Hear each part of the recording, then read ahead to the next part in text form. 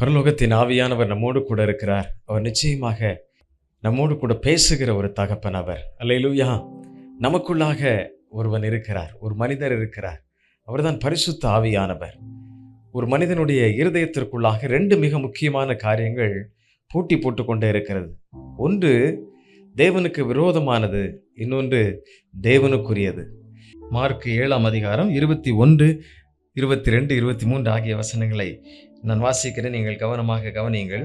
எப்படி எனில், மனுஷருடைய இருதயத்திற்குள்ளிருந்து பொல்லாத சிந்தனைகளும், விபச்சாரங்களும், வேசித்தனங்களும், கொலை பாதகங்களும், களவுகளும், பொருளாசைகளும், துஷ்டத்தனங்களும், கபடும், காமவிகாரமும், வன்கண்ணும், தூஷணமும், பெருமையும், மதிகேடும் புறப்பட்டு வரும். பொல்லாங்கானவைகளாகிய இவைகளெல்லாம் உள்ளத்திலிருந்து புறப்பட்டு மனுஷனை தீட்டுப்படுத்தும் என்று சொல்லப்பட்டிருக்கிறது. இதை நீங்க சமயம் கிடைக்கும் பொழுது வாசித்து பாருங்கள். இல்லைன்றால் திரையில் பார்க்கிற இந்த வசனத்தை நீங்கள் ஆழமாக நீங்க ஸ்கிரீன்ஷாட் எடுத்து வைத்துக் கொள்ளுங்கள். எவைகளெல்லாம் உங்களை தீட்டுப்படுத்துகிறது, எவைகளெல்லாம் உங்களை தீட்டுப்படுத்துகிறது பாருங்கள். ஆண்டவரை சொல்லி இருக்கிற வாசகம் இது. மனுஷருடைய இருதயத்திற்குள் பொல்லாத சிந்தனைகளும், விபச்சாரங்கள், அது மாத்திரமல்ல வேசித்தனங்கள், கொலை பாதகங்கள் மனுஷனை தீட்டுப்படுத்துகிறது. அநேக நேரங்களில் ஆசை இச்சையை அடக்க முடியவில்லை, விருப்பத்தை அடக்கி ஆள முடியவில்லை. நீங்க எவ்வளவு நினைச்சாலும் அடக்க முடியாது. நீங்க இயேசுவோடு கூட இருக்கும் பொழுதுதான், கர்த்தரோடு கூட இருக்கும் பொழுதுதான் உங்களுடைய சிந்தனையை, உங்களுடைய பார்வையை, உங்களுடைய பேச்சுக்களை, உங்களுடைய எண்ணங்களை அவைகளை அடக்கி ஆள முடியும். காரணம், உங்களை நடத்துகிற பரிசுத்த ஆவியானவர் உங்களுக்குள்ளாக இருக்கிறார். உங்களுக்கு மேலாக இருந்தவர் உங்களை ஆளுகை செய்வார். நீங்கள் உங்களை விட்டு கொடுக்கும் பொழுது அந்த பரிசுத்த ஆவியானவர் உங்களை புதிதாக்குவார். உங்களுடைய எல்கைகளை, பழைய மனுஷனை அழித்து அவர் புது வாழ்க்கையை உங்களுக்கு கொடுக்க விரும்புகிறார்.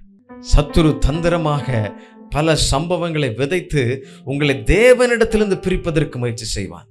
நீங்க நல்ல மனிதர்களை தேர்வு செய்து நல்ல குடும்பம் அமைத்து பரிசுத்த ஜாதியை நீங்கள் உருவாக்கி விட்டீர்கள். நல்ல பரிசுத்த சந்ததியை நீங்கள் கர்த்தருக்கென்று கொண்டு வரும் பொழுது பிசாசு அங்கு மகிமைப்பட முடியாது, தேவன் அங்கு மகிமைப்பட்டு விடுவார். ஆகவே தான் பிசாசு என்ன செய்கிறான்? ஆரம்பத்திலே அதை கிள்ளி எறிகிறான். நீங்களும் நானும் கர்த்தருடைய பிள்ளைகள், கர்த்தருக்கென்று நிற்க வேண்டும். உங்களை தீட்டுப்படுத்துகிற காரியத்திற்கு இடம் கொடுக்குறீங்களா? இடம் கொடுக்காதீங்க.